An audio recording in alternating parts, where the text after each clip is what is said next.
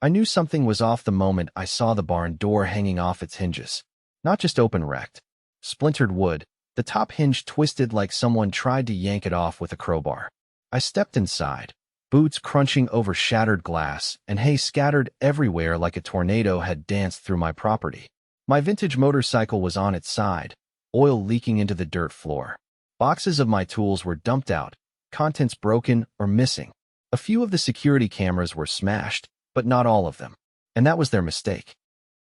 I stood in the middle of the chaos, heart rate steady, jaw tight. I'd seen scenes uglier than this in my line of work, but not in my own damn backyard. They had no idea who they were messing with.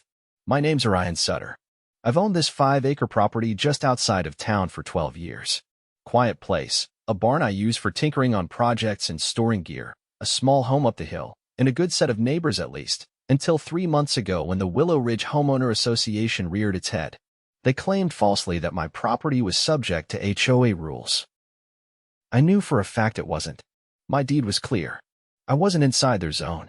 But that didn't stop them from trying. It started with letters, then courtesy notices, then threats of fines for things like improper aesthetic maintenance of a barn that wasn't even visible from the road. Then came the woman in the pastel blouse and oversized sunglasses, Nancy Stroud, the HOA president. Mr. Sutter, she'd said the first time she came up my drive, clipboard in hand like a badge of honor, "We've had several complaints about your barn. The color doesn't match the community's design palette." "It's a barn," I replied, "and I'm not in your jurisdiction." She smiled with all the warmth of a frozen steak. "We'll see about that." Yeah, we would. I'd been patient up to now. I'd kept records, saved her letters, set up cameras, and kept my cool.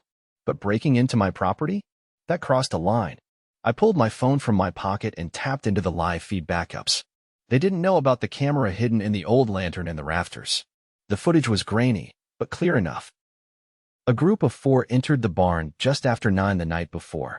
One of them was unmistakably Nancy, pearls around her neck even at night, like she was leading a charity gala instead of committing felony trespass. She pointed, barked orders, knocked over a shelf herself.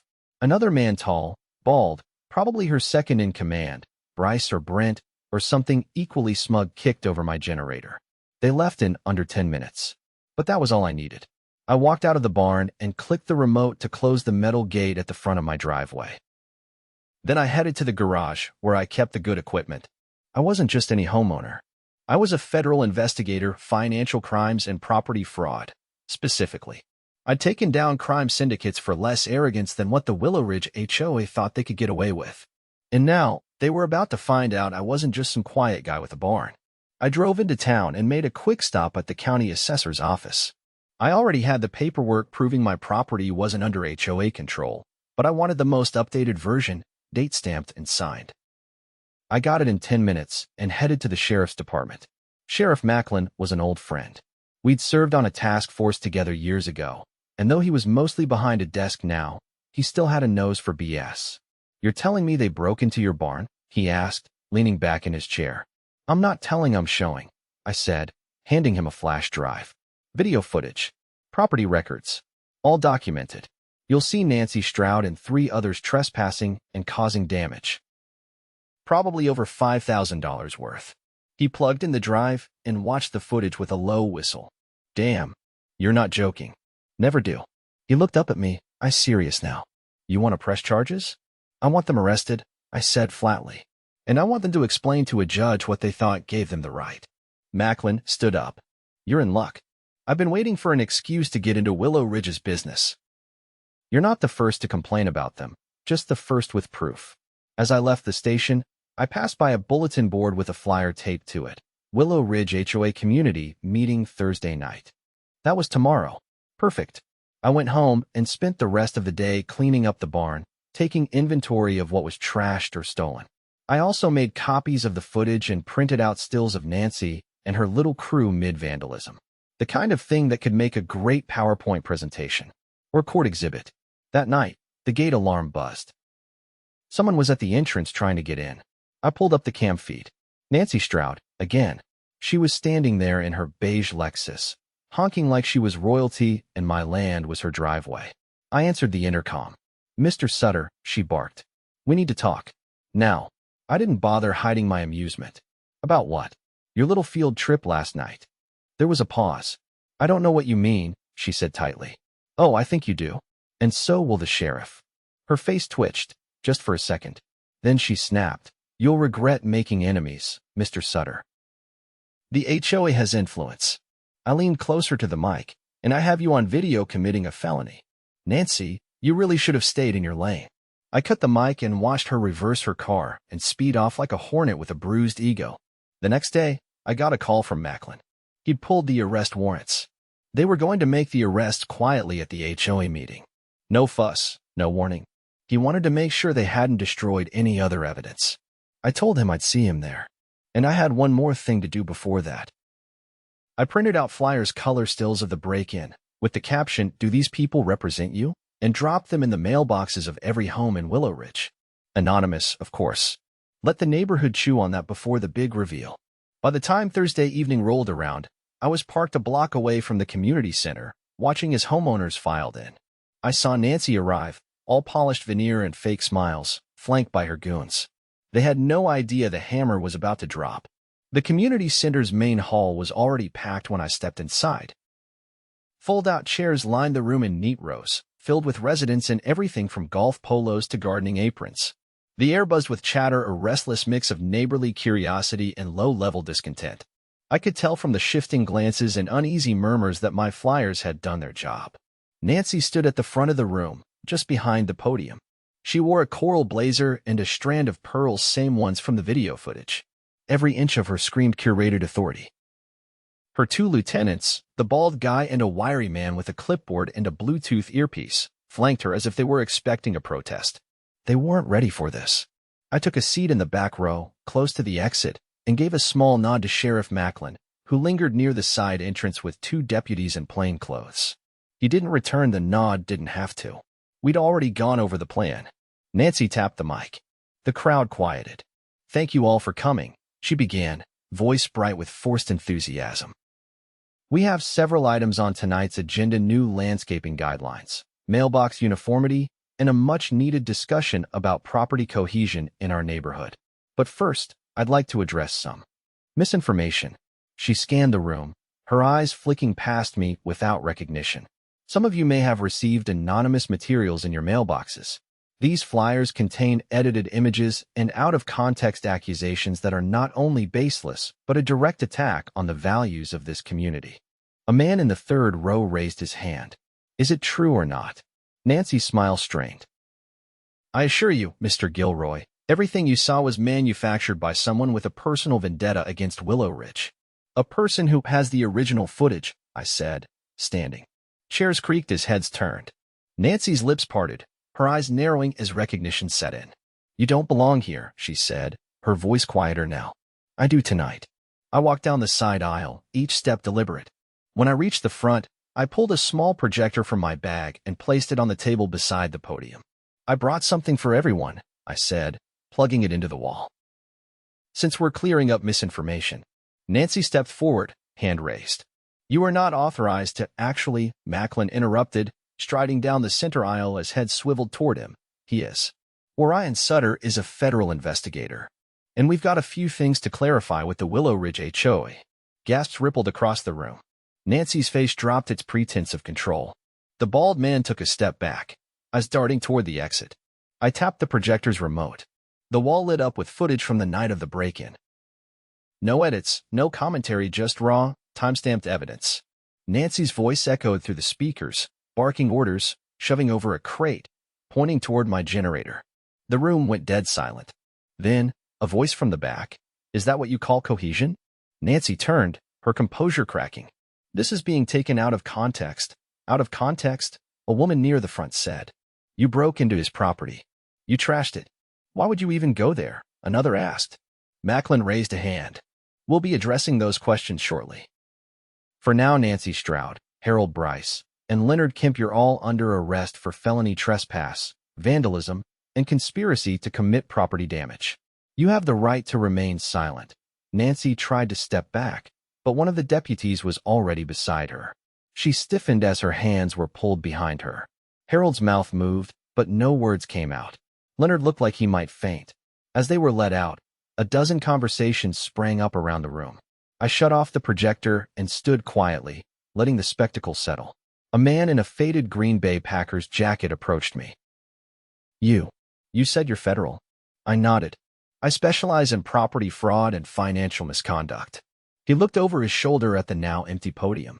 You might want to look at last year's dues. Nancy raised them by 30%. Claimed it was for road repairs, but we haven't seen a single crew out here. Another woman joined us, clutching a worn folder. I've got copies of the board's spending reports, or at least what they gave us. Doesn't add up. I pulled out a legal pad. Start at the top. 30 minutes later, I had a list of inconsistencies. Inflated expenses for landscaping, phantom maintenance projects, multiple payments to a company called Ridgeview Consulting that no one had ever seen. The name rang a bell, but I wouldn't know for sure until I ran it through some databases. By the time I left the community center, the crowd had thinned. A few residents still stood in clusters outside, talking in hushed voices, their earlier trust in the HOA shattered. A few nodded as I passed. One woman clapped me lightly on the shoulder, her eyes glassy. Thank you, she said. I didn't answer. I had more work to do. Back at home, I uploaded the footage and filed a report with my agency. The local charges would move first, but if Ridgeview Consulting turned out to be what I suspected, a shell company tied to Nancy's family trust, then this was going to become a federal case. At dawn, I took a walk down to the barn. The damage was still there, but it didn't feel like a violation anymore. It felt like a starting point. My phone buzzed. Macklin. They talked, he said. All three of them. Leonard cracked first. Said Nancy's been skimming for years. HOA dues, fake vendor contracts, forged permits. We raided her home this morning. Found binders of financial records. Looks like some of them were mailed to a P.O. box in another county, likely more shell entities. Ridgeview Consulting? Bingo. Registered to her cousin. No real business activity. It's all laundering. You gonna need me for the federal referral? Already sent the paperwork. They're requesting your oversight. You're the one who cracked it open anyway. I hung up and stood at the edge of my property, watching the sun rise over the ridge. For the first time in 3 months, the air felt still. There was still a lot to sort through: money trails, potential accomplices, restitution. But the neighborhood had seen the truth. And that was the beginning of something better. Not just for me. For all of them. The wind carried the faint sound of hammers and drills from somewhere deeper in Willow Ridge. Not construction removal. By the end of the week, the HOA's signage was coming down from the entrance posts. The decorative stone pillars that once flanked the subdivision were now bare. The decorative lighting, once programmed to turn on at dusk, now sat dark, wires clipped and tagged by county inspectors. I stood by my truck parked just outside the community center and flipped through the latest batch of documents that had arrived from the county clerk's office. These weren't just HOA records anymore. They were interdepartmental correspondences, building permits, zoning appeals, even a few redacted emails between a local planning commissioner and a landscaping contractor who, according to financial records, had been paid nearly $70,000 for beautification efforts in a single fiscal quarter. Except there were no beautification projects. Just a check made out to a company that didn't exist before last year and had no physical address. I knocked twice on the tailgate before slamming it shut, then walked toward the front of the center, where Sheriff Macklin was waiting under the concrete awning. He didn't speak right away. He just handed me a manila folder secured with a binder clip, the kind that looked like it belonged in a courtroom rather than a neighborhood dispute. Depositions are scheduled for next week, he said. State's attorney is bringing in a special investigator. This goes way past trespass and vandalism now. I flipped open the folder. Inside were scanned copies of bank transfers, emails from Nancy's personal account, and a notarized complaint from one of the former board members, someone named Elaine Morse. Her statement described a deliberate effort to inflate vendor costs and reroute excess funds into administrative reserves. The reserves, of course, were private accounts. How long was she on the board? 5 years. She quit last June after they tried to get her to sign off on a community security gate project. Said it didn't smell right, too expensive, too rushed. She refused. They replaced her with Leonard Kemp 2 weeks later. I nodded slowly, absorbing it all. She's willing to testify? Already gave a sworn statement. She's meeting with the state attorney tomorrow. She wants this behind her. I leaned against the side of the building and looked past Macklin toward the street. A few residents milled around front yards, watching the city crew load up equipment from the old HOA-maintained park. The same park that had hosted community picnics, yard sales, and, according to a new report I just received, a completely unnecessary and never completed irrigation enhancement project that had cost the association nearly $45,000.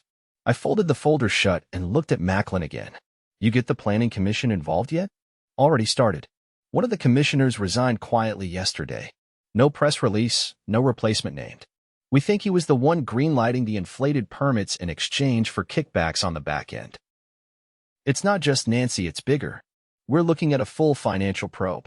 I watched as a small cluster of residents gathered by the sidewalk, speaking in low, urgent tones. One of them pointed toward the community center. Another held up a stack of papers.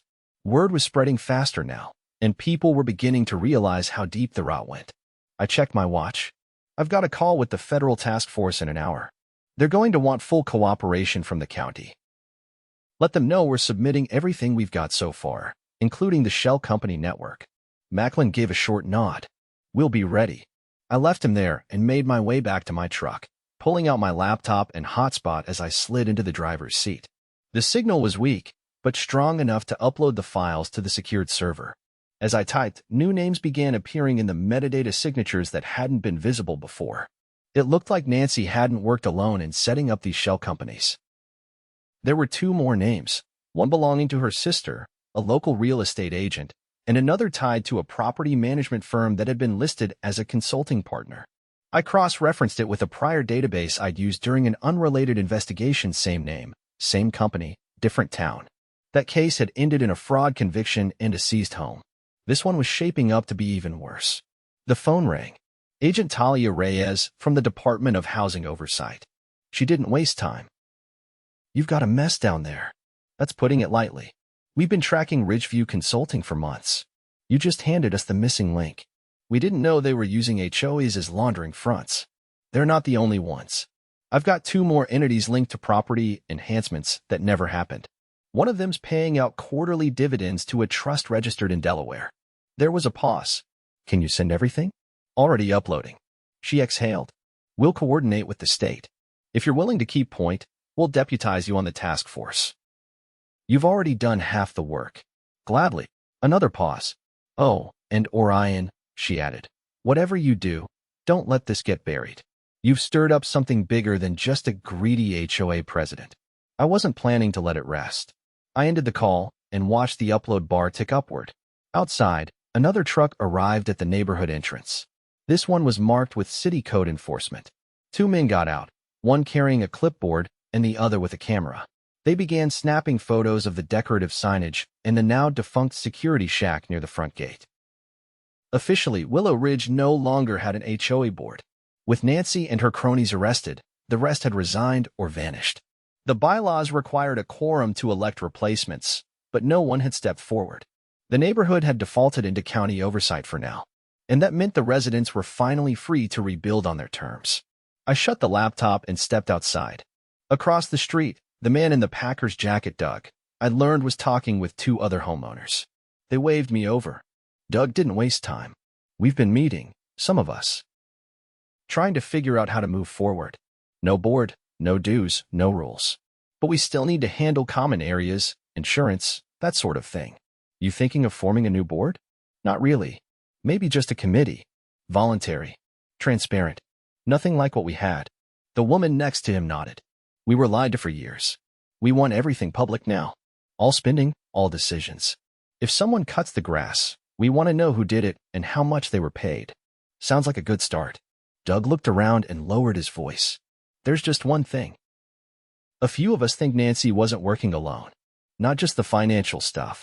We think someone tipped her off about you. I raised an eyebrow. Why? Because she showed up at your gate the day after the break-in. She acted like she knew you had something on her, and we hadn't seen her that rattled before. Someone told her, we think.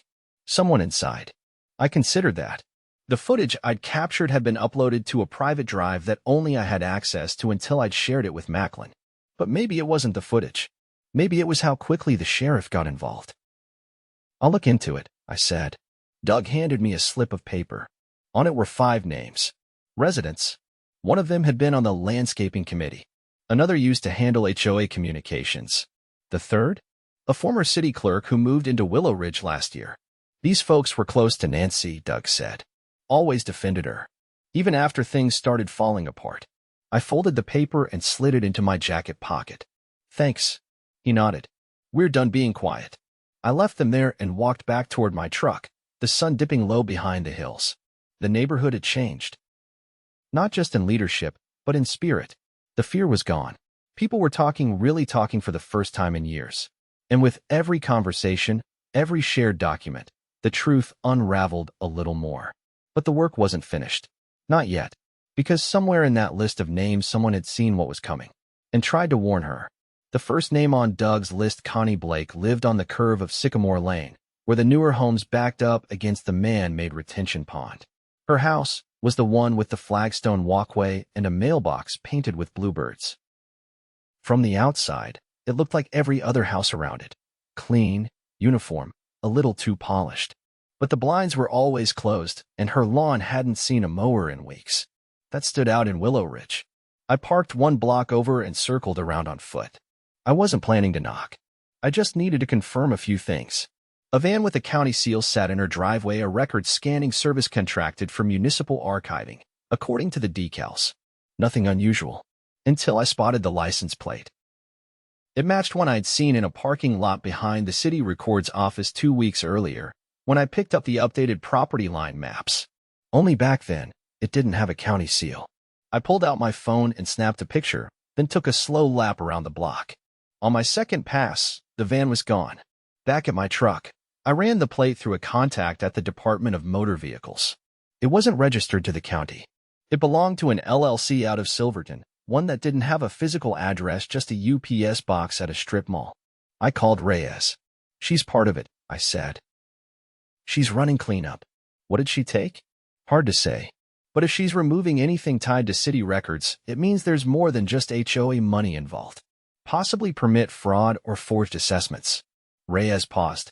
We're launching a joint task force. I'll have subpoenas ready in 48 hours. Keep her in town. I ended the call and drove straight to the county courthouse. I needed to see the original permit logs for the community infrastructure, the development filings that predated even the HOA's existence. If there was a deeper scheme, it would be buried in the foundation. The clerk's office was quiet, save for the rhythmic clack of a paper shredder in the back room. I requested the archive box for Willow Ridge's original zoning application. The clerk, a bored-looking man in his 50s with a tie loosened down to his chest, typed with 2 fingers and disappeared behind a set of swinging doors. 10 minutes passed, then 15. When he returned, he was empty-handed. Box isn't there, he said. I leaned on the desk. It was there a week ago. I saw it checked in myself. He scratched his neck. Yeah, well. Not anymore. I handed him the photo of the van from earlier. You ever seen this around here? His eyes darted to the image for a fraction of a second too long. Nope. I left without pressing further. No point making noise in a place already compromised. I'd seen enough to know Connie wasn't just a former HOA supporter, she was sanitizing records before anyone could connect the dots. Outside, I called Macklin. I've got a name. Connie Blake. She's pulling files from county offices using fake credentials. Not just HOA stuff, municipal. You think she's deleting the paper trail? She's ahead of us. If we don't lock her down now, we may lose the original permits. I'll put someone on her tonight. Quiet surveillance. You want her picked up? Not yet. Let's see where she goes. By sunset, I was back at my property, reviewing the security footage from the day before. I'd installed a second trail cam near the service road that ran behind the neighborhood, just in case someone tried to approach from the woods. At 2:17 a.m., a car crept along the tree line, lights off. I zoomed in. It was the same van. It parked for 5 minutes, then turned around without anyone getting out. They were checking my perimeter. The next morning, I joined a meeting at the district attorney's office. Reyes was already there, along with 2 state investigators and a special auditor from the Office of Municipal Integrity. They compiled a list of falsified vendor payments, and the numbers were staggering. $112,000 paid over 18 months to shell companies. Half of it routed through Ridgeview Consulting. The rest went to 3 other entities, all tied to properties owned by Nancy's family. One of them was listed as a community wellness contractor, whatever that meant. The auditor stood and adjusted his glasses. The funds were siphoned through HOA dues, then laundered through these consulting firms. But the kicker is this: some of the payments were matched by city grants. I leaned forward. You're saying public money was used to fund these fake projects? Exactly. The HOA would submit improvement plans, claim partial funding from the city, and pocket both streams. It's not just fraud, it's theft of public funds. That changed everything. We moved fast. Warrants were drawn up, signed, and executed within 24 hours. By the end of the week, Connie Blake was in custody. She tried to flee, but Macklin's team intercepted her at a rest stop off Route 17. In her trunk were 2 boxes of documents, including the original zoning maps, 3 forged permit applications, and a ledger with handwritten notes referencing RR transfers, likely shorthand for Ridgeview routing. At her arraignment, she didn't speak. Her attorney entered a plea of not guilty, but the judge denied bail. Flight risk. The fallout hit hard. Local news picked up the story. HOA fraud scheme tied to public funds blared across headlines. Residents gathered outside the community center with signs demanding restitution, transparency, and public apologies. But the real reckoning came the following week. The state attorney held a press conference in front of the courthouse, flanked by Reyes and the auditors. They laid it all out: the shell companies, the falsified permits, the public grants, the break-in at my barn, and the failed attempt to destroy records. Nancy, Leonard, Harold, and Connie faced charges ranging from financial fraud to conspiracy, destruction of public records, and illegal use of government funds. The city clerk who had lost the archive box was arrested the same morning. And just like that, the entire Willow Ridge board past and present was dismantled. I attended the next community gathering, not as an investigator, but as a neighbor. They'd invited me to speak, though I wasn't sure what to say at first. When I stepped up to the front of the room, I saw familiar faces. Doug, Elaine Morse, the woman who gave me the folder of suspicious expenses. People who'd once felt powerless. I cleared my throat. You've been lied to for years. Manipulated. Used. But you weren't helpless. You saw the signs. You asked questions. And when it mattered, you spoke up. That's what stopped this.